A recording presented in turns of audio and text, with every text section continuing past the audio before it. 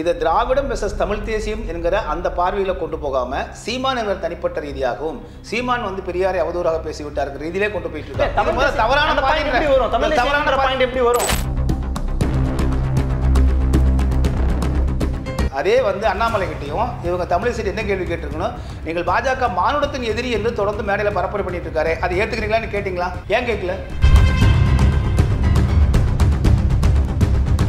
நீங்கள் ஈவே ராமசாமி பெரியார் அவர்கள் வந்து குறிப்பாக தமிழை சனியன்றாரு, சரிங்களா, திருக்குறள் மலம்ன்றாரு, சிலப்பதிகாரத்தை தே இலக்கியம்னே சொல்றாரு, மாதவியை தேன் தான் சொல்றாரு, பேரே சொல்றதில்ல அவர். ஒரு அப்படிப்பட்ட மிகச்சிறந்த ஒரு காப்பியத்தில் வந்து இவருக்கு மட்டும் ஏன் வந்து எல்லா பெண்களையும் தேவா பார்க்க தோணுது? தமிழ் தேசியர்கள் தொடர்ந்து முதன்மைப்படுத்தி கொண்டிருக்கிறது என்னன்னா, எல்லாமே ஈவே ராமசாமி பெரியார் மட்டும் தான் செய்தார்னு சொல்லாதீங்க, அவரும் செய்தார். அப்படி யாரு?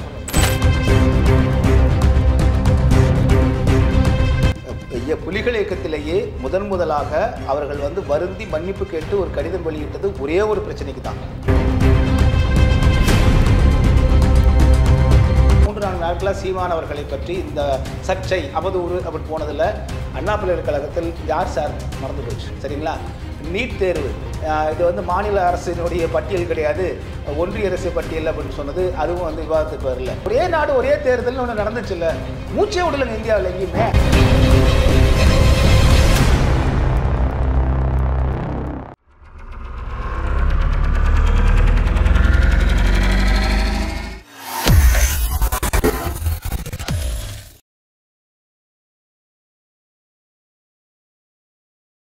ஐத்தமிழ் நேயர்களுக்கு வணக்கம். இன்றைய நேர்காணலில் நம்மோடு இணைந்திருப்பவர் ஜேர்னலிஸ்ட் விஸ்வநாத் அவர்கள். சமகால அரசியல் நிகழ்வுகள் குறித்து நம்ம பேச இருக்கிறோம். வணக்கம் சார். வணக்கம். நல்லா இருக்கீங்களா? நல்லா. நீங்கள் எப்படி இருக்கீங்க? நல்லா இருக்கேன் சார். பொங்கல் வாழ்த்துக்கள் சார். வாழ்த்துக்கள். தொடர்ச்சியாக பல்வேறு அரசியல் நிகழ்வுகளை நீங்கள் கவனிச்சு வந்திருப்பீங்க. குறிப்பாக இப்போ பேசு பொருளாக சர்ச்சையாக மாற்றி இருக்கிறாரா அல்லது அவர் போகிற போக்கில் பேசுறது சர்ச்சையாயிடுச்சான்றது தெரியல. பெரியாரை பற்றி சீமான் அவர்கள் பேசின விஷயம், முதல்ல அம்பேத்கரையும் பெரியாரையும் ஒப்பிட்டார், அப்பயே கடுமையான எதிர்ப்புகள் வந்தது. அடுத்ததாக என்ன சொன்னார்னா, வள்ளலார் வைகுண்டரை விட ஒரு சீர்திருத்தவாதி இந்த மண்ணில் உண்டா, நீங்கள் செஞ்ச ஆரியன் ஓட்டு ஆரியன் கூட்டு இனிக்குதுன்ற மாதிரி ஒரு கலவையான விமர்சனத்தை பண்ணியிருக்கிறார். விமர்சனன்ற தாண்டி பெரியாரை பற்றி ரொம்ப தகாத வார்த்தைன்ற மாதிரி எதிர்த்தரப்பு சொல்றாங்க. இந்த சர்ச்சையை ஏன் உருவாக்கணுன்ற கேள்வி வருது இல்லை, அது கேள்வி நீங்க எப்படி பாக்குறீங்க? கி வீரமணி ஐயா திராவிடர் கழக தலைவர் பிபிசி ஊடகத்துக்கு ஒரு பேட்டி கொடுத்திருந்தாங்க. அதுல பேசும்போது என்ன சொன்னாங்கன்னா, இந்த திருமணம் கடந்த உறவு அப்படின்னு கூட சுபவீரபாண்டியன் ஐயா ஒரு வர்ணனை பண்ணார். அது வந்து பிடித்தமானவர்களோடு உறவு வைத்துக் கொள்வதற்கு. அதில் சொல்லும்போது வந்து இந்த உறவு வைத்துக் கொள்வது என்பது குழந்தை பெற்றுக் கொள்வதற்காக மட்டும்தான் இருக்குன்னு அவசியம் இல்லை, என்ஜாய்மெண்ட் வித்தவுட் ரெஸ்பான்சிபிலிட்டி அப்படிங்கிற சொல்லை வந்து ஐயா பயன்படுத்தியிருக்காரு அப்படின்னு சொல்றாரு. இது பெரிய சர்ச்சை ஆகலை, சரிங்களா? இப்போ எச்ராஜாலாம் வழக்கமாக பேசுவாங்க, ஏன்னா அது பாஜகக்காரர் அப்படி தான் பேசுவாங்கனால அதை நம்ம கணக்கில் எடுத்துக்க போகிறதில்ல. ஆனால் இன்று சீமான் அவர்கள் வந்து ஈவே ராமசாமி பெரியார் அவர்கள் பேசியதாக அவர் சொல்றார். இந்த உறவுகள் வந்து பார்த்தீங்கன்னா, நீங்கள் வந்து சகோதர சகோதரிகளோடு அல்லது தாயாரோடு உறவு வைத்துக் கொள்ளலாம் என்று எழுதினாரா இல்லையா அப்படிங்கிற கேள்வி தான் அந்த வெர்ஷன், ஃபர்ஸ்ட் வெர்ஷன். அதுதான் உடனே வந்து பார்த்தீங்கன்னா ஒரு அவதூறாக பேசிவிட்டார், அப்படி அவர் பேசாத ஒன்றை பேசிவிட்டார், அதற்கு சான்று தர வேண்டும், ஆதாரம் தர வேண்டும் அப்படிங்கிறது தான் இப்போ சர்ச்சையே.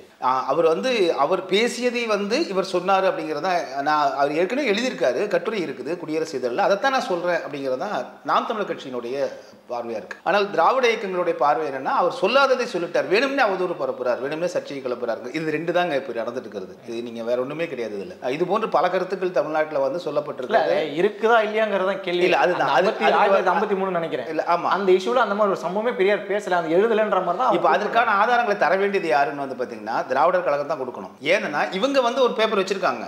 இப்போ நாம் தமிழர் வந்து இப்போ மருத்துவர் கார்த்திகேயன் வந்து ஒரு தொலைக்காட்சி விவாத நிகழ்ச்சியில் காண்பிச்சார். அவர் அதில் இந்த உறவுகள் பற்றியெல்லாம் பேசிட்டு வந்துட்டு எழுதிட்டு வந்திருக்கிற பல்வேறு மக்கள்கிட்ட வந்து இந்த உறவுகள் இருக்குது, நம்ம பார்த்துட்டு இருக்கக்கூடிய இந்த கணவன் மனைவிங்கிற உறவை தாண்டி பிற உறவுகளும் இருக்கின்றன அப்படின்னு ஒவ்வொரு சமுதாயத்தை பற்றியே சொல்லிட்டு வரும்போது கீழே வந்து இது போன்ற சமயங்களில் சமயோஜிதமாக நடந்து கொள்ள வேண்டும் அப்படின்னு ஒரு வரி போட்டிருக்காரு. இது வந்து ஒரு பெரியார் அவர்கள் எழுதியதாக அந்த கட்டுரையில் இருக்குது. அதன் அடிப்படையில் தான் இவங்க அந்த ஆதாரத்தை காட்டுறாங்க. சரிங்களா? இப்போ வந்து இது இருக்கா இல்லையா அது சான்று கேட்டது வந்து உடனே என்ன சொன்னார்னா, இவர் சீமான் என்ன சொன்னார், ஆதாரம் எங்ககிட்டயா இருக்குது, இல்லை நீங்கள் தானே வச்சுட்டு இருக்கீங்க அப்படிங்கிற மாதிரி அவர் ஒரு திருப்பி ஒன்று போட்டார். அதனுடைய பின்னணி என்னன்னு வந்து பார்த்தீங்கன்னா, இதுவரையிலும் திராவிடர் கழகம் ஈவே ராமசாமி பெரியாரோட எழுத்துக்களை வந்து நாட்டுடைமையாக்கல. எல்லா நூல்களும் எல்லா எழுத்துக்களும் இதுவரை நாட்டுடைமையாக்கப்பட்டிருக்குது. சரிங்களா? கி.அப்ப. விஸ்வநாதம் ஆகட்டும், அதே போல் மாப்போசி ஆகட்டும், அது யார் வேணாலும் எடுத்து வாசிக்கலாம், படிக்கலாம், வெளியில் நீங்கள் வந்து வெளியிடலாம். ஆனால் ஈவே ராமசாமி பெரியாருடைய எழுத்துக்கள் எதுவுமே இதுவரைக்கும் நாட்டுடைமையாக்கப்படல. அது இப்போதும் திராவிடர் கழகத்தினுடைய தனி உடைமை. இவர்கிட்ட என்ன கண்டென்ட் கிடைச்சது, என்ன சொல்லிடுறேன், தனி உடைமையா இருக்கு. இதுல குறிப்பிட்ட சில நாளிதழ்கள் வந்து அந்தந்த காலகட்டத்தில் எடுத்து வச்சிருப்பாங்க இல்லைங்களா. இப்போ நம்ம வந்து எங்க அப்பா தாத்தா காலத்தில் வந்து இருந்தாங்கன்னா அவங்கள சில பேப்பர் கட்டிங்ஸ் வச்சிருப்பாங்க, அதை ப்ரிசர்வ் பண்ணவங்க இருக்காங்க, பிரைவேட் லைப்ரரிஸ் நிறைய இருக்கு. ஸோ அந்த மாதிரி வந்து இருக்கக்கூடிய கலெக்ஷன்ஸில் வெளியே வந்த சில தகவல்கள் அதில் தான் நீங்கள் வந்து பார்த்தீங்கன்னா அதுக்கு அடுத்து வந்து பார்த்தீங்கன்னா வே ஆணைமுத்து ஐயா அவர்கள் வந்து அவர் தொகுப்பு போட்டிருக்காரு. இப்போ இருக்கிற இது வந்து குளத்தூர் மணி அவர்களே சொல்லியிருக்காங்க, ஈவே ராமசாமி பெரியாருடைய எழுத்துக்கள் எல்லாமே உரையாசிரியர் எழுதித்தான் நம்ம பார்த்துட்டு இருக்கிறோம், அதனோட மூல உரையை நம்ம பார்க்கலன்னு சொல்கிறார் அவர். அப்போ அத்தனையுமே இன்னும் வந்து திராவிடர் கழகத்துக்குள்ளே தான் இருக்குது. அப்போ இதை நாட்டுடைமையாக்கிட்டிங்கன்னா உங்களுக்கு வந்து எல்லாரும் பார்ப்பாங்கல்ல. அதைத்தான் சொன்னீங்க, நாட்டுடைமையாக்க நான் இதில் எடுத்து காட்டுறேன் அப்படின்னு சொல்கிறார். இதே கருத்தை வந்து பே மணியரசன் ஐயாவும் சொல்கிறாங்க. ஏன் நீங்கள் நாட்டுடைமையாக ஆக்காமல் வச்சுட்டு இருக்கீங்க? ஏனென்றால் அதெல்லாம் வெளியில் வந்துச்சுன்னா பெரியாரை பற்றி நீங்கள் கட்டமைத்த பிம்பம் உடைந்துவிடும் என்று அச்சப்படுகிறீர்களா என்கிற கேள்வியை தமிழ் தேசிய தரப்பில் கேட்குறாங்க. ஸோ இந்த ரெண்டு வாதங்கள் இப்போ நான் எப்படி பார்க்குறேன்னா, இவர் பேசினது சரியா, இவர் ஆதாரம் இருந்ததா, அவதூறு பரப்பினாரா என்பதெல்லாம் ரெண்டாவது. அது வந்து நீதிமன்றத்துக்கு வழக்கு போச்சுன்னு வச்சுக்கலாம், அவங்க பார்க்க போகிறாங்க, இல்லை பொதுமக்கள் முடிவுக்கு வந்துடுறாங்க. இப்போ ஏஸ் அ ஜேர்னலிஸ்டாக நான் இதை எப்படி பார்க்குறேன்னா, எல்லாருக்குமே இது ஒரு அதிர்ச்சியாக இருக்கும். என்ன காரணம்னா, ஈவே ராமசாமி பெரியார் தந்தை பெரியாரை பற்றி இப்படி பேசலாமா? அது வந்து நான் இப்படி பேசலாமான்றது ரெண்டாவது கேள்வி. இப்போ இருக்கிற நம்ம பேசிட்டு இருக்க இந்த சமகாலத்தில் அப்படி பேச வேண்டிய தேவை என்ன இருக்குன்றது. இப்போ அதுக்கு முன்னாடி இது எங்கிருந்து தொடங்குச்சுன்னு வந்து பார்த்தீங்க அப்படின்னா, இப்போ ஈவே ராமசாமி பெரியார் அவர்களுடைய திராவிட கொள்கையை எதிர்ப்பது புதிதில்லைங்க, சரிங்களா. முதலாக 1944 இந்த திராவிட சித்தாந்தத்தை, திராவிட கொள்கையை உருவாக்கும் போது, கட்டமைக்கும் போது முதலாக அப்பொழுதே எதிர்ப்பு வந்துருச்சு. தமிழ் தலைவர்கள் திராவிடர் கழகம் வைக்காதீங்கன்னு சொல்றாங்க. அதற்கு பிறகு வெளியே வந்த அண்ணாதுரை அவர்கள் திராவிட முன்னேற்ற கழகம் தொடங்குறாரு, சரிங்களா. அதில் திராவிடர் அப்படின்னு வந்து இப்போ ஆள் பெயரை குறிக்கக்கூடியதை ஈவே ராமசாமி பெரியார் வைக்கிறாரு.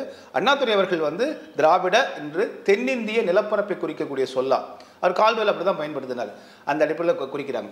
அதற்கு பிறகு தமிழ்நாட்டில் நீங்கள் வந்து இப்பொழுது சீபா ஆதித்யநாத் அவர்கள் தமிழ் தேசியம் அப்படிங்கிறதெல்லாம் கொண்டு வந்தாங்க இன்னைக்கு. அப்போ அதற்கு பிறகு வந்து பார்த்தீங்கன்னா அவ்வப்பொழுது இந்த தமிழ் தேசிய கருத்துக்கள் கொஞ்சம் கொஞ்சமாக இருந்தாலும் கூட இந்த திராவிட எதிர்ப்பு தொடர்ந்து தமிழ் தலைவர்கிட்ட இருந்துட்டு தான் இருந்தது. 2009க்கு பிறகு மிகப்பெரிய எழுச்சியாக இப்போ வந்து பேரெழுச்சியாக வந்திருக்கு. ஏன்னா 1.5 லட்சம் மக்கள் வந்து கண் முன்னே கொல்லப்பட்டார்கள். அதுக்கு நீங்கள் செஞ்சிருக்கலாம். இங்கே 7 கோடி இப்போ சொல்லக்கூடிய அடிப்படையில் அதில் யாருமே மறுக்கல. முதல்ல என்ன பிரச்சனை வருதுன்னா, ஒரு பெரிய கூட்டமே ஒருத்தர் தலைவராக மதிச்சுட்டு இருக்காங்க.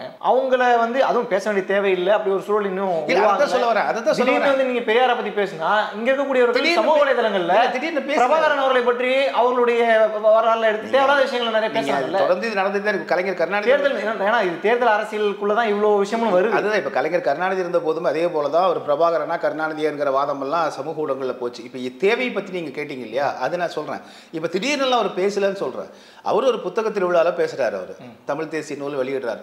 அடுத்த நாளே வந்து சுபவீரபாண்டியன் சைதாப்பேட்டையில் ஒரு மேடை போட்டு சீமானுக்கு எதிராக ஒரு கண்டன பொதுக்கூட்டம் நடக்கிறாரு. அதன் தொடர்ச்சியாக தான் அடுத்தடுத்து இப்போ வந்து வருது. நீங்கள் வந்து பெரியாரை பற்றி நான் அவதூறு பரப்பிட்டேன்னு சொல்றீங்க, நான் எங்க அவதூறு பரப்பினேன், இப்படி பேசினாரே இல்லையான்னு கேட்கிறாரு அவர். புரிஞ்சுங்களா? இப்போ எங்கிருந்து தொடங்குச்சுன்னா, சீமான் வந்து பெரியாரை அவமதித்து விட்ட சீமானை கண்டித்து, தமிழ் தேசியத்தை கண்டித்து அவங்க போடல, சீமானை கண்டித்து ஒரு கண்டன பொதுக்கூட்டம் சுபவீரபாண்டியன் அங்க போட்டது தான். அதுதான் பெரிய மையப்புள்ளியா அதுல தான் தொடங்குது. தொடங்குனதுக்கு பிறகு என்ன சொல்றாங்க, ஏன் அப்படி எதுவுமே பேசலையா அவரு, நாங்க என்ன அவமதிச்சிட்டோம், அவர் பேசுனது தானே சொன்னோம் அப்படிங்கிறது தான் இது டாபிக். இதுதான் அதனுடைய தேவை அப்படிங்கிற பார்வையில் அது நான் பார்க்கறது. இப்போ இதுக்கே வந்து ஆதாரம் இருக்கா இல்லையான்ற ஒரு பெரிய சர்ச்சை ஒரு பக்கம் போயிட்டு இருக்கு. இந்த சமயத்தில் நீங்க பார்த்தீங்கன்னா சீமானுக்கு ஆதரவு கொடுக்கக்கூடியவர்கள், இந்த விஷயத்தில் ஆதரவு கொடுக்கக்கூடிய யாருன்னு பார்த்தா காங்கிரஸோ, பெரியார் காங்கிரஸை பேசாம பேச்சா இல்லை கம்யூனிஸ்ட் பேசாத வச்சா, அவங்கெல்லாம் இன்னைக்கு வந்து எதுவுமே எதிர்ப்பு வந்து அவங்க சைட்லேருந்து தான் வருது. ஒரு பாயிண்ட். ரெண்டாவது பாயிண்ட் என்ன அப்படின்னா, சீமான் பேசின உடனேயே அர்ஜுன் சம்பத், அண்ணாமலை, எச் ராஜா போன்றவர்கள் தான் ஆதரவு கொடுக்குறாங்க. நீங்க இதுல ரொம்ப என்ன தெரிய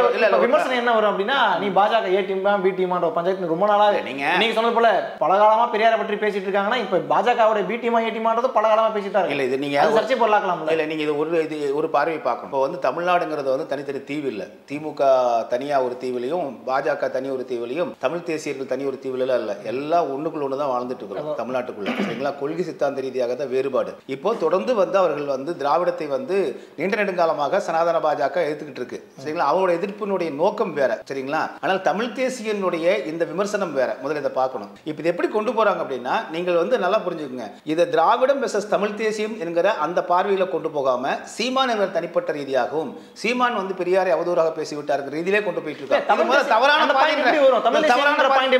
தவறான பாதை. தமிழ் தேசியத்தை நடைமுறை சாத்தியமாக பாடுபட்ட பிரபாகரனே வந்து பெரியாரை எந்த இடத்துல எதிர்த்து பேசினதா எந்த ஒரு பதிவுகளும் இல்லைன்ற மாதிரி தான் அவங்க ஒரு குறிப்பிட்ட நிமிஷம் நாங்கள் சொல்லுங்க, பெரியாருக்கும் ஈவே ராமசாமிக்கு என்னங்க சம்பந்தம்? உங்களுக்கு புரியலையா? செல்வா முதல்ல தந்தை செல்வா வந்தார் ஈழத்தில் முதல்ல அவர் தான் வந்து தனித்தமிழ்நாடு வேணுங்கிற கோரிக்கை கொண்டு போன, தனிநாடு வேணுங்கிற கோரிக்கை கொண்டு போனது தந்தை செல்வா தான். அப்போ அறப்போராட்டம் நடந்த போது இதே ஈவே ராமசாமி பெரியார்ட்ட வந்து தந்தை செல்வா கேட்ட போது ஈவே ராமசாமி பெரியார் என்ன தெரியுமா சொன்னாருங்க? நாங்களே ஒரு அடிமைகள், உங்களுக்கு எப்படி நாங்கள் உதவ முடியும்னு சொன்னார். புரிஞ்சுங்களா? அதனால வந்து இதுல பிரபாகரன் அவர்களுக்கும் இதுக்கு சம்பந்தமே இல்லையே, அது எதுக்கு வேண்டிய அவசியமே இல்லை. ஈவே ராமசாமி பெரியார் பிரபாகரன் எதுக்கு போறாரு, இல்ல இவர் எதுக்கு அவர் எதுக்கு போறாரு? தமிழ் தேசியம் எடுத்துக்கிட்டா அவர் உங்களுக்கு முன்னோடி இல்ல, அவரே தமிழ் தேசியம் முன்னோடி இல்ல. நான் சொல்றது கியாபி விஸ்வநாதன் முன்னோடி நான் சொல்லிட்டு இருக்கேன். நீங்க 30 தசாப்தங்களா தாங்க, நீங்க 30 ஆண்டுகளாக தாங்க அங்க தமிழ் தேசியம். நீங்க இங்க வந்து தமிழ்நாட்டுடைய தமிழ் தேசியத்தை பாருங்க. கியாபி விஸ்வநாதன் காலத்துல இருந்து அண்ணல் தங்கோ காலத்துல இருந்து திராவிடத்தை எதிர்த்து தான் வந்துட்டு இருக்காங்க. ஆனால் இதை முன்னிலைப்படுத்த இந்த திராவிட இயக்கங்களும் மறுத்துவிட்டு அது உடைகிறது என்கிற அந்த அடிப்படையில் தான் இப்போ வந்து சீமானை தனிப்பட்ட முறையில் கொண்டு போறாங்க. அதைத்தானே சொல்ல வர்றேன். இப்போ நீங்க திராவிடம் மிஸ்ஸஸ் தமிழ் தேசியங்கிற ஆர்குமெண்ட் கொண்டு போயிருக்கணும், பொலிட்டிக்கல் ஆர்குமெண்ட் கொண்டு போகாம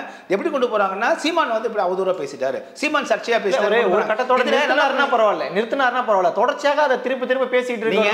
வைகுண்டரோடையும் வள்ளலாரோடையும் அம்பேத்கரோடையும் மோத விடக்கூடிய போக்கு ஏன்னு கேட்கிறேன். இதுல வந்து நல்லா புரிஞ்சுக்குங்க. இதுல இன்னொரு பார்வை, அவருடைய பார்வை நான் எப்படி ஏத்துக்கிறேன்னா, இப்போ நான் வள்ளலாரை பற்றி நான் தொடர்ந்து ஆய்வுகள் மேற்கொண்டு வரக்கூடிய அதே தளத்தில் பணியாற்றிட்டு இருக்கேன். வைகுந்தரை பற்றி மேற்கொள்ளும். இப்போ இவர்தான் சமூக நீதியை வந்து தமிழ் தேசியர்கள் தொடர்ந்து முதன்மைப்படுத்தி கொண்டிருக்கிறது என்னன்னா, எல்லாமே ஈவே ராமசாமி பெரியார் மட்டும் தான் செய்தார்னு சொல்லாதீங்க, அவரும் செய்தார். அப்படி யாருங்க சொன்னது? தொடர்ந்து அப்படிதான் சொல்லிட்டு வராங்க. இப்போ அதுதான் பிரச்சனையே. புரிஞ்சுங்களா? தொடர்ந்து அப்படிதான் சொல்லிட்டு வராங்க. நீங்க வந்து பெண்ணுரிமையா ஈவே ராமசாமி பெரியார் அவர்கள், அவர் சமூக நீதியா ஈவே ராமசாமி பெரியார் அவர்கள், தமிழ் திருத்தமா, மொழி எழுத்து திருத்தமா ஈவே ராமசாமி அவர்கள், இதெல்லாம் செய்யவே இல்லை. அவர் முதலாக இந்தி திணிப்பு எதிர்ப்பு போராட்டம் ராஜாஜி அவர்கள் 60 பள்ளிக்கூடங்களில் நாங்கள் இந்தியை கட்டாயமே ஆக்குவோம் என்று 1938 வந்து அவர் அறிவித்து நான் முதலமைச்சரான செய்வேன்னு சொல்றாரு. அப்பொழுது முதலாக எதிர்த்து குரல் கொடுத்தவர் ஈழத்து சிவானந்த மடிகள். புரிஞ்சுங்களா? கரூர்ல இருக்காரு. அப்ப வந்து ஈவே ராமசாமி பெரியார் அவர்கள் ஈரோட்டில் இருக்காரு.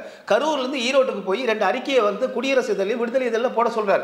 நாங்கள் இதற்கு எதிராக போராட்டத்தை தொடங்குறோன்னு படிச்சு பார்த்துட்டு ஈவே ராமசாமி பெரியார் அவர்கள் இல்ல இது வந்து காங்கிரஸ்காரர்கள் செய்யக்கூடிய சண்டித்தனம், அதனால ஏத்துக்க மாட்டேன், நான் அச்சிட மாட்டேன்னு சொல்லிடுறாரு. அதன் பிறகு 2 அறிக்கையில் எடுத்துட்டு போய் ரத்னா பிரிண்டர்ஸ் வேறொரு அச்சகத்தில் கொடுத்து தமிழ்நாடு முழுவதும் அதை வந்து அனுப்பி 60 பேர் அன்னைக்கு வந்தாங்க. அப்படி வந்தவர்கள் தான் தாளமுத்து நடராசன் இன்னைக்கு இருக்கு இல்லைங்களா? அப்படி வந்தவர்கள் தான். அவர்கள் திராவிட இயக்கத்தை சேர்ந்தவர்கள் அல்ல. ஈழத்து சிவானந்த மடிகள் அழைத்ததன் பேரில் வந்த தமிழர்கள் அவங்க. அந்த 60 பேர் கலந்து கொண்ட கூட்டம் முதலமைச்சர் மாளிகைக்கு பக்கத்திலே வந்து அந்த போராட்டத்தை தொடங்குறாங்க. அந்த கூட்டத்திற்கு சென்ற ஈவே ராமசாமி பெரியார் எதிர்களை சொன்னாரு, அதே என்ன சொல்றாரு, இது காங்கிரஸ்காரர்கள் செய்யக்கூடிய சண்டித்தனம், நீங்க கலைஞ்சு போயிருங்க, உங்களுக்கு பேருந்துக்கு பணம் தரேன்றார். இதை ஈழத்து சிவானந்த மடிகள் ஆவணப்படுத்தியிருக்கார், புத்தகத்தில் இருக்கு. அப்போ சிவானந்த மடிகள் சொல்றாரு, ஐயா நீங்க வந்து தயவு செய்து இதுல தலையிட வேண்டாம், தலையிட்டிங்கன்னா இது வந்து எங்களோட எதிர்காலத்துக்கு வந்து கெடுதலான அப்புறம் விலகி போயிடாரு. அதற்கு பிறகு இது மிகப்பெரிய பிரச்சனையாக ஆகும் என்று புரிந்து கொண்டதற்கு பிறகு இது வந்து கட்டாயம் எதிர்த்து தான் ஆக வேண்டும் என்று புரிந்து கொண்டதற்கு பிறகு பனகலரசரையும் அழைத்து கொண்டு வந்து உள்ளே வரார். புரிஞ்சுங்களா? அன்று ஹிந்தி திணிப்பை எதிர்த்தவர்கள் அன்னைக்கு மலையாளிகள் இருந்தார்கள், கன்னடர்கள் இருந்தார்கள், தெலுங்கர்கள் இருந்தார்கள், தமிழர்கள் இருந்தால். ஆனால் தமிழர்கள் மட்டும்தான் அன்னைக்கு எதிர்த்தாங்க. கன்னடர்களோ மலையாளிகளோ தெலுங்குகளோ அன்னைக்கு எதிர்க்கல. என்ன காரணம்னா அவர்களுக்கு சமஸ்கிருதமோ ஹிந்தியோ வந்து அதை எதிர்க்க வேண்டிய அவசியம் இல்லை. ஆனால் தமிழர்களுக்கு இருக்கு. தமிழ் மொழியை சிதைத்து விடுவார்கள் என்கிற அச்சம் தமிழர்களுக்கு இருக்கிற. தமிழ் மொழியில் வந்து தமிழ் மொழியில் கூடிய எல்லா சொற்களையும் நீங்க விளக்கிட்டாலும் அது தனித்து இயங்க வல்லது. சரிங்களா? அப்போ வந்து அந்த காலகட்டத்திலேயே அது எதிர்ப்பு இருந்ததுன்னு சொல்ல வர. அப்போ ஹிந்தி திணிப்பு எதிர்ப்பு போராட்டத்தை தொடங்கியது முதலாக இவர் அல்ல. அதற்கு பிறகு பங்கெடுத்தாரு, அவர் வந்து போராடினார்ல, அப்படிலாம் இருந்துச்சு. அதே போல எழுத்து சீர்திருத்தம் இவர் செய்யல. எழுத்து சீர்திருத்தம் குத்தூசி குருசாமி செய்யறாரு. அந்த நையின் கொக்கி போட்ட எழுத்தை வந்து நையின் மாத்துறாங்க. அது எதுக்கு மாத்துறாங்கன்னா, இது எழுத்து வந்து கோர்ப்பாங்க. அப்போ இன்னைக்கு இருக்க மாதிரி டிடிபி மாதிரி பிரிண்டிங்லாம் இல்லை. அன்னைக்கு எழுத்து அச்சு கோர்த்து ஈயத்தில் காய்ச்சி அதை வந்து மோல்டாக ஆக்கி அப்புறம் தான் அச்சடிப்பாங்க. அப்போ இந்த எழுத்துக்களை வந்து அவர்களுக்கு வந்து அச்சடிப்பதில் சிரமம் இருந்துச்சு. அதனால இந்த எழுத்து சீர்திருத்தம் அவர் வந்து ஏற்றுக்கொண்டார். ஏன் அவர் பத்திரிகையில் ஏற்றுக்கிட்டார். இன்னைக்கு வரைக்கும் அதே தான் இருக்கும் நீங்க எழுத்து. புரிஞ்சுங்களா? அதே போல ஐ அப்படிங்கிறது, ஐயா அப்படிங்கிறது வந்து தமிழ்ல சிறப்பு எழுத்து ஐ. ஆனால் இவர் செய்த தீர்த்தத்தினால ஆ போட்டு ஈ போட்டிருக்காரு. அது தமிழுக்கே விரோதமானது. புரிஞ்சுங்களா? ஏன் அப்படி போட்டாங்கன்னா அவங்க எழுத்து வந்து பிரிண்டிங் ஈஸியா இருந்ததுன்னு போட்டது தான். குடியரசு விடுதலை இதெல்லாம் அவர் வந்து அமல்படுத்தினார். அவர் சீர்திருத்தம் பண்ணல. சரிங்களா? இப்படி எல்லாவற்றுக்குமே அவர் செய்தார் இந்த பிம்பத்தை கட்டமைத்தது தான் தமிழ் தேசியர்கள் வந்து எதிர்க்கிறோம். இது வேற ஒண்ணுமே கிடையாது. இல்ல நீங்க கருத்தியல் ரீதியா எதிர்க்கிறதுங்கிறது காலங்காலமா நடந்துட்டு தான் இருக்கு. நீங்க சொன்னது போல காலங்காலமா நடக்குது, அது பிரச்சனை இல்லை. ஆனா ஒரு தனி நபர் அப்படின்ற கட்டத்துல நகர்த்தி அவர் என்ன தந்தை பெரியார், அது என்ன தந்தைன்ற மாதிரி கேட்கறது, இந்த மாதிரியான வார்த்தைகள்ன்றது ஒரு நான் என்ன கேட்கிறேன்னாங்க, திராவிட இயக்கங்கள், திராவிட கழகங்கள், அமைப்புகள்லாம் வந்து பார்த்தீங்கன்னா எல்லா விமர்சனத்தையும் ஏற்றுக்கொள்வாங்க. ஆனால் இப்போ நீங்க சமீபம் ஒரு 4 நாட்களா நான் வந்து பார்க்குறேன், நீங்க மட்டும் இல்லை, இப்போ அமீர் அவர்களை கூட வந்து என்ன கேட்கிறாருன்னா, ஏன்னா அவர் போய் ஈவேரான்றாங்க, அவர் போய் ராமசாமின்றாங்க, அப்படிலாம் சொல்லலாமா? அப்ப ஏன் நீங்க புனிதப்படுத்துறீங்கன்னு கேட்கிறேன் நான். நீங்க மற்றவங்களை யாரை புனிதப்படுத்தினாலும் முதல்ல எதிர்த்து நிற்கக்கூடியவர் திராவிட இயக்கத்தினர் கழகத்தினர் தான். நீங்க ஏன் ஈவே ராமசாமி பெரியாரை புனிதப்படுத்துறீங்க? ஏன் அவர் தந்தைன்னு தான் சொல்லணும் ஏதாவது இருக்கா? பாஜக ஒரு பேட்டியில வந்து சீமான் அவர்கள் சொல்றாரு, பாஜக வந்து மனித குலத்துக்கு எதிரின்னு சொல்லி சொல்றாரு. எப்பவுமே தொடர்ந்து சொல்லிட்டு இருக்காரு. அந்த கட்சியில் இருக்கக்கூடிய தலைவராக இருக்கக்கூடிய தமிழக தலைவர் அண்ணாமலை தம்பின்னு நீங்க சொல்றது உங்களுக்கு சரின்னு படுது. பெரியார் அவர்களை வந்து தந்தைன்னு சொல்றதுல என்ன சிக்கல் வருதுன்னு கேள்வி. இதே இஸ்லாமியர்கள் கிறிஸ்தவர்களையும் எல்லாரும் வந்து சிறுபான்மை பாரதிய ஜனதா கட்சி அவளை சிறுபான்மை மதக்காரர்களா பாக்குது. அதனால சீமான் அவளை தமிழர்கள் பாக்குறாரு. அதனாலதான் சாத்தானின் பிள்ளைங்களா? அப்ப அவர் தமிழர்கள் பாக்குறாரு. அதனால சாத்தானின் பிள்ளைகள் சொன்னாரா? சாத்தானின் பிள்ளைகள் என்ன சொன்னார் அவரு? மிகச்சரியா பாருங்க, நீங்கள் இறை நம்பிக்கை உடையவர்கள், இறை நம்பிக்கை உடையவர்கள்ல நீங்கள் லஞ்சத்திற்கும் பணத்திற்கும் வட்டிக்கும் இது போன்ற செலவுகளுக்கு நீங்கள் பின்னோக்கி போக மாட்டீங்க, அதை ஆதரிக்க மாட்டீங்க. ஆனாலும் இந்த திராவிட இயக்கங்கள் பணம் கொடுத்து லஞ்சம் கொடுத்து சாராயத்தை கொடுத்து உங்களை வந்து வாக்குகளை வாங்குகிறார்கள். இந்த அநீதிக்கு துணை போகும்போது நீங்கள் சாத்தானின் பிள்ளைகளாக மாறிக்கொண்டிருக்கிறீர்களோ அப்படின்னு சொல்றாரு அவரு. பொது எதிரின்ற ஒரு கணக்கின் அடிப்படையில தான் இன்னைக்கு கூட்டணி அமைஞ்சிருக்குது. திமுகவோட கூட்டணி பொது எதிரின்றத பாஜகவை மையப்படுத்தி தான் கூட்டணி அமைஞ்சிருக்கு. இஸ்லாமிய கட்சிகளும் அந்த அடிப்படையில் தான் இருக்கிறாங்க. அப்படிப்பட்டவங்களை பார்த்து நீங்க சாத்தான் எனக்கு ஓட்டு போல நீ சாத்தான் அந்த பாயிண்ட் திரும்பவும் வந்து கொச்சையா பேசக்கூடாது. அவர் என்ன கான்டெக்ட்ல பேசுறாரு இல்ல இல்லங்க, அவர் என்ன அதை தான் சொல்றேன். இப்போ நீங்க பத்திரிகை ஊடகங்கள் நிறைய பேர் என்ன தெரியுங்களா பண்றாங்க, இவங்களே ஜட்ஜ்மெண்ட் எழுதுறாங்க. சர்ச்சை பேச்சுன்னு பத்திரிகையில் நியூஸ் போடுறது, அது சர்ச்சையா இல்லையாங்கிறத வந்து மக்கள் முடிவு பண்ணணும், நீதிமன்றம் முடிவு பண்ணணும். அவதூறு பேசினாருன்னு பத்திரிகையில் எப்படி போடுவீங்க? அது பேசுனது அவதூறா நீதிமன்றம் முடிவு பண்ணணும். இப்ப பத்திரிகை ஊடகங்களே ஜட்ஜுகள் ஆயிட்டாங்க, நீதிபதிகள் ஆயிட்டாங்க. 2 வாதங்கள் லேட்டஸ்டா கூட நபிகள் நாயகமே வந்து நீங்க சொன்னா கூட திமுக ஓட்டு போடாதீங்கன்னு சொன்னா எங்க நபிகளே இல்லைன்னு சொல்லி பேசுவான்ற மாதிரி நீங்க ஒரு புனிதரா பார்த்து அவரை தேவையில்லாத இழுக்கிறாங்க. மிகைப்படுத்தாம என்ன கான்டெக்ட்ல இப்ப நீங்க பெரியார் இப்ப என்ன சொல்றாங்க, ஈவே ராமசாமி பெரியார் அன்று என்ன கான்டெக்ட்ல பேசினார் தெரியாது, அன்று என்ன அரசியல் சூழ்நிலையில பேசினார் தெரியாது, அதை இப்போது கொண்டு வரலாம்னு கேக்குறீங்கல்ல.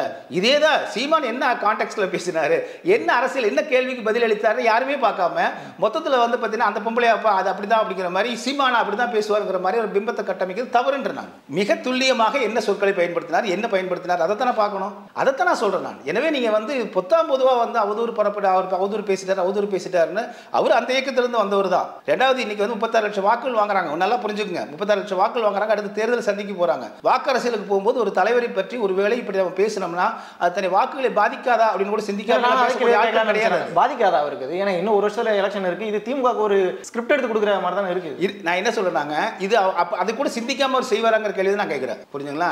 இப்படி இதெல்லாம் ஒரு பேசும்போது இந்த சொற்கள் வந்து இப்படி பேசினோம்னா இது வந்து நமக்கு என்ன பாதிப்பை உண்டாக்கும்னு தெரியாதா அவங்களுக்கு? அது கூட சிந்திக்காம பேசுவ அளவுக்கு பக்குவம் மற்றவர் அல்லங்கிற நான். புரிஞ்சுங்களா? அவர் பேசினார்னா இப்போ அவருடைய நான் இதை எப்படி பார்க்குறேன்னாங்க, திரும்ப நம்ம விவாதங்களை என்ன பண்றோம்னா தொடக்கத்துக்கு கொண்டு போயிட்டு இருக்கிறோம். 14 ஆண்டுகள் ஆச்சு, இன்னும் ஆமிக்கரை பத்தி பேசிட்டு இருக்கிறோம். அது இல்ல 14 ஆண்டு காலத்துல இங்க பொலிட்டிக்கல் பொசிஷன்ஸ் எப்படி மாறி இருக்கு, சரிங்களா? பொலிட்டிக்கல் ரைவல்ரி எப்படி மாறி இருக்கு தமிழ்நாட்டில்.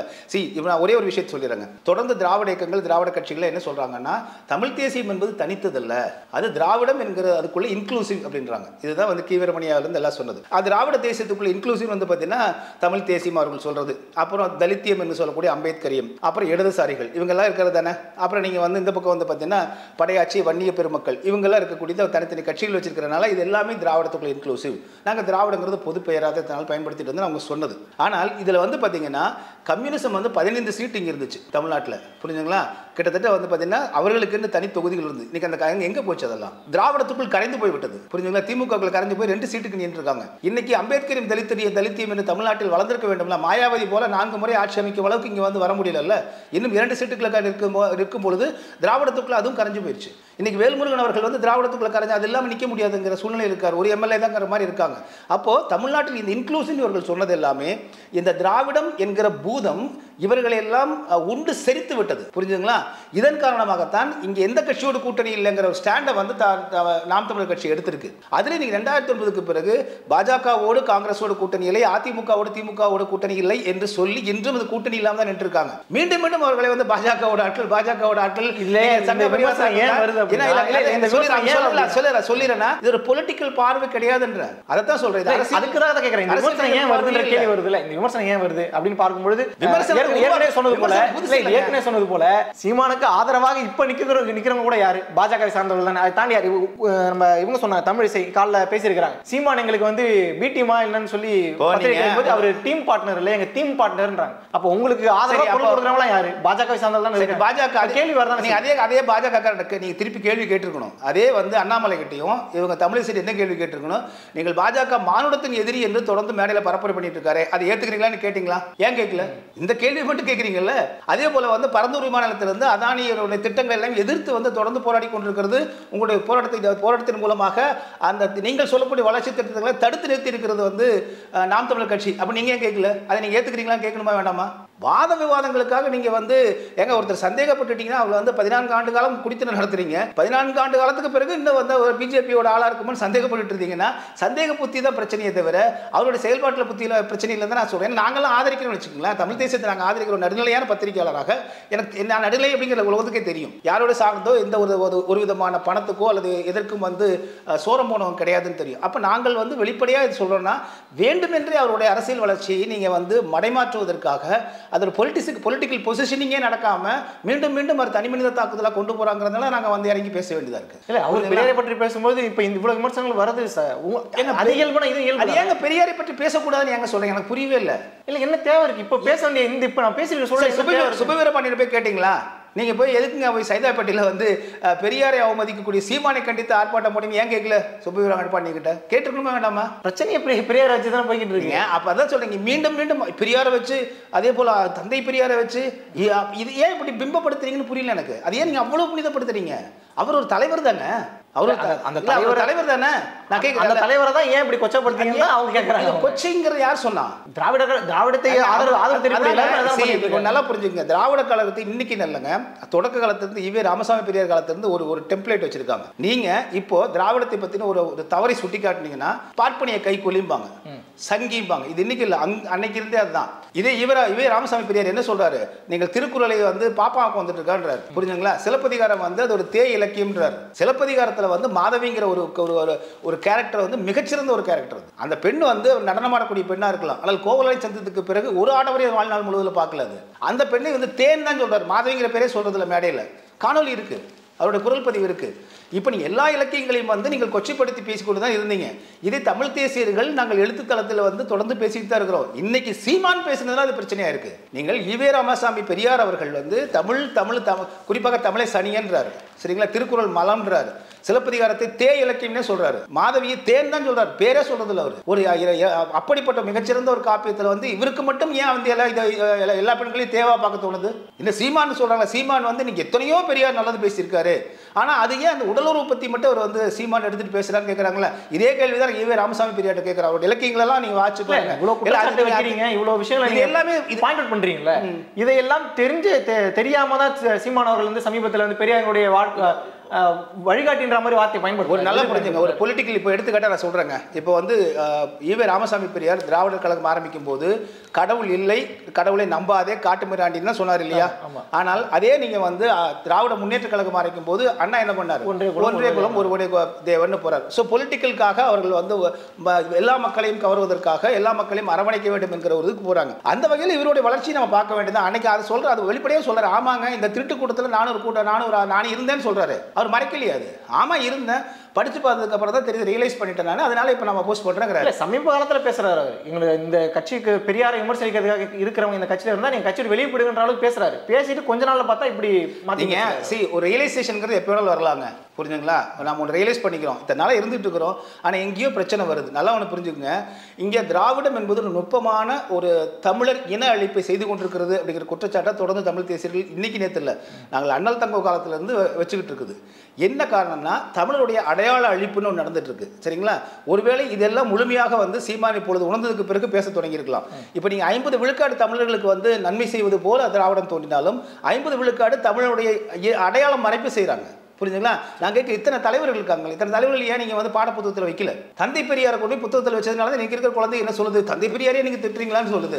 நீங்க அண்ணல் தங்கோவை கியாப்ப விஸ்வநாதம் அவர்களையும் நீங்க மாப்போ சிவஞானத்தில் வச்சிருக்கல. மாப்போ சிவஞானத்தை என்ன சொல்லிடுவாங்க? அவர் வந்து இந்திய தேசியத்தோடு போயிட்டாரு. அப்புறம் வந்து முத்துராமலிங்க தேவர அவர் சாதி கட்சி. இப்படி எல்லாவரையும் நீங்க வந்து தமிழருடைய தலைவர்கள் எல்லாரும் சாதி கட்சியாகவும் பார்ப்பன கைக்கூலிகள் போலவும் அடையாளம் மறைப்பு செய்துவிட்டு இறுதியாக கடைசியில் வந்து பார்த்தீங்கன்னா சுத்தி எங்க பார்த்தாலும் நிற்கிறது யாருன்னா ஈவே ராமசாமி பெரியார் ஒரு மோனோபாலி மாதிரி கொண்டு வராங்கன்ற மாதிரி இந்த பிம்பத்தை தொடர்ந்து கட்டமைச்சிட்டு வந்தாங்க. 50 ஆண்டுகளுக்கு மேல கட்டமைச்சிட்டு வந்திருக்காங்க. அதை உடைக்கக்கூடிய ஒரு பணியை வந்து இவர் எடுத்திருக்காரு.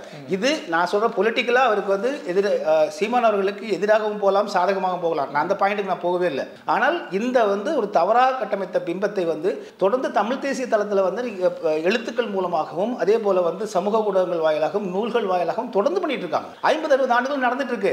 இப்போ சீமான் இன்னைக்கு பேசினதுனால இது பெரிய ஃபிளாஷ் ஆயிருக்குன்னு சொல்ல வரேன். சரி, இதை ஒட்டிய இன்னொரு கேள்வி நான் கடைசியாக கேட்டுக்கிறேன். நான் அடுத்த இன்னும் 2-3 கேள்விகள் நான் கேட்க இருக்கு. இஸ்லாமியர் இப்போ எப்படி அம்பேத்கரையும் பெரியாரையும் மோத விட்டாரோ அதே போல இஸ்லாமியர்களும் பெரியார் பார்த்தீங்களா, அவங்க இஸ்லாமியர்கள் என்ன சொன்னார் தெரியுமா, துலுக்கன் அப்படின்ற மாதிரி வார்த்தையில பயன்படுத்தி சில விஷயங்களை சொல்றாங்க. இப்போ இந்த பிரச்சனை ஏன் மறுபடியும் கிளப்பி விடணும்? அதுல வந்து இது இருக்கு. அவருடைய இப்போ இதழில் வந்து மேலே எழுதியிருக்காரு அவர். விடுதலை இதிலேயே குடியரசு இதிலேயே இருக்கு. நான் அவங்களுக்கு காமிக்கிறேன். நான் இருக்கு, அவர் அப்படிதான் எழுதுறாரு அவர் அந்த காலத்தில். அதனால் அமீர் அதை ஏற்றுக்க என்ன சொல்றாருன்னா, ஆமாங்க அன்னைக்கு தான் சொன்னார், அதுக்காக நாங்கள் வந்து அது பெருசாக இடத்துல சொன்ன திட்டினா திட்டிட்டு போறாருங்கிறார் அமீர். இன்னைக்கு காணொலியில் சொல்லியிருக்காரு, திட்டினா திட்டிட்டு போறாருங்க அப்படின்னா. இன்னும் சில பேர் வந்து அவர் பெரியார் அப்படிதாங்க வந்து எல்லாத்தையும் செல்லமா திட்டுவார் அப்படின்றாங்க. நான் என்ன சொன்னேன், அதே மாதிரி சீமானு செல்லமா திட்டினார் விட்டுட்டு போக வேண்டியதானே. அவங்க செல்லமா திட்டினாங்கன்னா அது வந்து புரட்சி, இவர் செல்லமா திட்டினாருன்னா அது என்ன வந்து உடனே அவதூறா? பேசி இப்போ இஸ்லாமியர்களையும் பெரியாரையும் மோத விடணும் அப்படிங்கிற அவர் நல்லா புரிஞ்சுங்க. அவருடைய கான்டெக்ட் என்ன வந்து பார்த்தீங்கன்னா, வள்ளலாரையும் வைகுந்தரையும் விட இவர் சமூக நீதிக்கு என்ன செஞ்சுட்டாங்கன்னு கேள்வி கேட்குறாங்க. மிக முக்கியமான கேள்வி அது. ஏன்னா வள்ளலாரும் சரி, ஆனால் என்ன தெரியுமா, திராவிட கழகத்தை தொடர்ந்து சொல்லிட்டே இருக்கக்கூடிய திராவிட இயக்கத்தினர் வள்ளலாரும் வைகுந்தரும் மதத்துக்குள்ளே இருந்துதான் போராடினார்கள். ஆனால் பெரியார் அவர்கள் மதத்தை விட்டு வெளியே வந்து போராடினார்கள். பெரியார் அவர்கள் மதத்தை விட்டு எங்க வெளியில வந்தார் சரிங்களா? அவர் வெளியில வந்திருந்தாருன்னா நான் இந்து அல்லன்னு அறிவிச்சிருக்காரு அங்க. அது நான் இந்த இப்போ அம்பேத்கர் சொன்னார் நான் இந்துவாக சாகவில்லைன்னாரு, ஆனால் பௌத்தத்துக்கு போனார். பட் ஈவே ராமசாமி அவர்கள் அவர் என்ன மதத்தை வந்து சார்ந்து இருந்தார், இல்லை மதத்தை விட்டு விட்டு இருந்தாங்க, அதை எழுதியிருக்காரு எனக்கு தெரியல, யாரையா கேட்டு சொல்லுங்க. ஆனால் வள்ளல் பெருமானாரும் வைகுந்தரும் இந்த மதங்களே கூடாது அப்படின்னு மதமற்ற ஒரு மார்க்கத்தை கொண்டு வர்றாங்க. வள்ளல் பெருமானார் சாதியும் மதமும் சமயமும் பொய் என்று ஆதியில் உணர்த்தி அருட்பெருஞ்சோதின்னு கொண்டு வர்றாரு. அங்கே உள்ள வர வந்து சாதி மதம் வேறுபாடு பார்க்காம தான் அந்த 106 ஏக்கர் உள்ள கால் வைக்கணும். அங்கே உணவு வந்து 24 மணி நேரம் உணவு 150 ஆண்டுகளாக கொடுத்துட்டு இருக்காங்க. ஏழைகள் வறியவர்களுக்கு வந்து இருப்பவர்கள் இல்லாதவர்களுக்கு உணவு கொடுக்குற மாதிரி பண்ணி வச்சிருக்காங்க.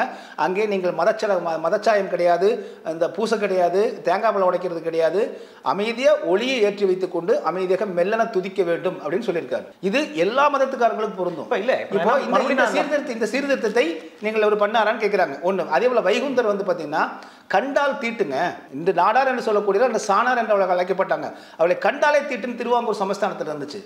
அதுக்கு எதிராக குரல் கொடுத்தவரை வந்து வைகுந்தர் ஐயாவை அவ்வளோ கொடுமைப்படுத்தினாங்க. புலியை வந்து பசித்த புலியை கொண்டு அறைக்குள்ள அவர் இருக்கிற அறைக்குள்ள விடுவாங்க, நெருப்பை கொண்டு பழுக்க காய்ச்சுவாங்க.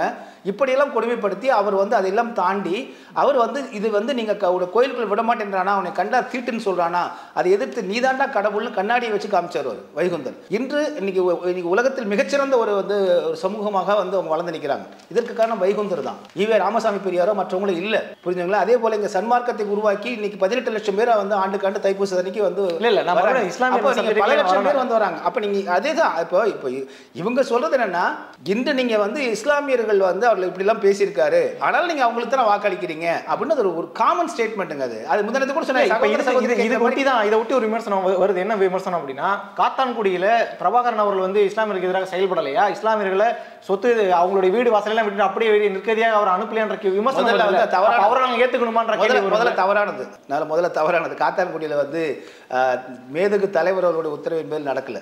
நல்லா புரிஞ்சுக்குங்க. அது வந்து இருந்தது வந்து கருணாவுடைய பகுதி சரிங்களா? கருணாவுடைய படையணியினர் வந்து அதை செஞ்சது. புலிகள் இயக்கத்திலேயே முதலாக அவர்கள் வந்து வருந்தி மன்னிப்பு கேட்டு ஒரு கடிதம் வெளியிட்டது ஒரே ஒரு பிரச்சனைக்கு தான். அந்த தவறுன்னு சொல்றேன், இவங்க தவறா சொல்றாங்கன்ற. காத்தாங்குடியில் வந்து மேதகு தலைவர் பண்ணதை போல சொல்றது அது அபத்தம், பொய்யின்ற. நான் இப்படிதான் எல்லாமே அறகுறையா தகவல் எடுத்துக்கிட்டு அது அந்த பொம்பளை அச்சிச்சி அப்படிதான் இந்த ஆம்பளை குடியாரப்பா அப்படின்னு சொல்ற மாதிரி இந்த மாதிரி விமர்சனங்கள் உருவாகிறதுக்கு வழி ஏற்படுத்தி வைக்கிறாரே சீமான். ஏங்க விமர்சிக்கிறதுக்கு யாரும் நீங்க ஃபேஸ்புக்கில் கீழே போய் பாருங்க, நீங்க ஃபேஸ்புக்கில் நீங்க எக்ஸ் தளத்தில் போய் பாருங்க, தலைவர்களுடைய அவங்களுடைய இதே போய் பாருங்க, கண்டபடி போறவங்களாம் திட்டி வச்சுட்டு இருக்கிறான் சரிங்களா? அது வந்து இப்போ நம்மளே எழுதுறோம்னா எவனவன வந்து திட்டுவான். ஸோ அதுக்காக ஒவ்வொருத்தனையும் போய் நீங்கள் வந்து பிடிச்சி கேஸ் போட்டுட்டு இருப்பீங்களா நீங்கள்? ஸோ இதில் பொறுப்புமிக்க தலைவர்களாக நீங்கள் வந்து இந்த அளவுக்கு சர்ச்சையாக மாதிரி பேசியிருக்க வேண்டாம் அப்படின்னு சொல்கிறது சரி, அது ஓகே, அது கூட நம்ம சொல்லிடலாம். ஆனால் அவர் இது வந்து வேண்டுமென்றே அவதூறு பரப்புனார்னு மக்களே சொல்லக்கூடாதுங்க. இது பத்திரிகையில் சொல்லக்கூடாது, மக்கள் சொல்கிறாங்களே பத்திரிகையில் சொல்லக்கூடாது. அவர்கள் கேட்டு முடிவு பண்ண போகிறாங்க. இப்படிலாம் பேசியிருக்காராப்பா, அதுக்கு புத்தகம் இருக்கா, ஆமாப்பா இப்படிலாம் பேசலையா. இப்போ எங்கள் அப்பாட்டெலாம் நான் கேட்டது போது வந்து பார்த்தீங்கன்னா அவர் அப்படி தான் வந்து பேசுவார்ப்பா, யதார்த்தமாக பேசுவார்னு சொல்லியிருக்காங்க. புரிஞ்சுங்களா? இதில் எங்கள் அப்பாவே சொல்லியிருக்காங்க. எங்கள் அப்பா நேரடியாக பார்த்துருக்காரு, அவர் ஒரு பத்திரிகையாளர். எங்கள் அப்பா அவர் வீட்டுக்கே போய் பார்த்துருக்காங்க. யதார்த்தமாக பேசுவார், அதே மாதிரி ஒரே மாதிரி பேச மாட்டார். அந்த சமயத்துக்கு தகுந்த மாதிரி வந்து ஒரே டாப்பிக்கை வந்து பிரச்சனையுமே மாற்றி மாற்றி கூட பேசுவார். அது அவருடைய இயல்பு அப்படின்னு சொல்லியிருக்காங்க. இதெல்லாம் இருந்திருக்கு அந்த காலத்தில். அதை இப்போ 3 நாளாக வந்து அல்டிமேட்டாக நான் கவனிச்சு பாருங்க. இப்போ நான் 3-4 நாட்களாக சீமான் அவர்களை பற்றி இந்த சர்ச்சை அவதூறு அப்படின்னு போனதில் அண்ணா பல்கலைக்கழகத்தில் யார் சார் மறந்து போச்சு, சரிங்களா? நீட் தேர்வு இது வந்து மாநில அரசினுடைய பட்டியல் கிடையாது, ஒன்றிய அரசு பட்டியல் அப்படின்னு சொன்னது, அதுவும் வந்து விவாதத்துக்கு வரல. இடையில என்னன்னு பார்த்தீங்களா, அந்த ஒரே நாடு ஒரே தேர்தல்னு ஒன்று நடந்துச்சுல்ல, மூச்சே விடலைங்க இந்தியாவில் எங்கேயுமே. அன்னைக்கு அம்பேத்கர் இஷ்யூ வந்து இதே மாதிரி தான். அம்பேத்கரை வந்து அமித்ஷா அவதூறு பரப்பி விட்டார், பெரிய இஷ்யூவாக எதிர்கட்சிகள் கிளப்புச்சு. இந்த ஒரே நாடு ஒரே தேர்தலை பற்றி வாதமே வரல. தேர்தல் ஆணையமே வந்து அவங்களுக்கு எதிராலாம் பேசியிருக்கிறாங்க. சரி, பல்வேறு விஷயங்கள் நீங்கள் அட்ரஸ் பண்ணியிருக்கீங்க. இதெல்லாம் மக்கள்கிட்ட கொண்டு போய் சேர்க்கலாம், மக்கள் தெளிவடையணும். நன்றி. நன்றி, வணக்கம்.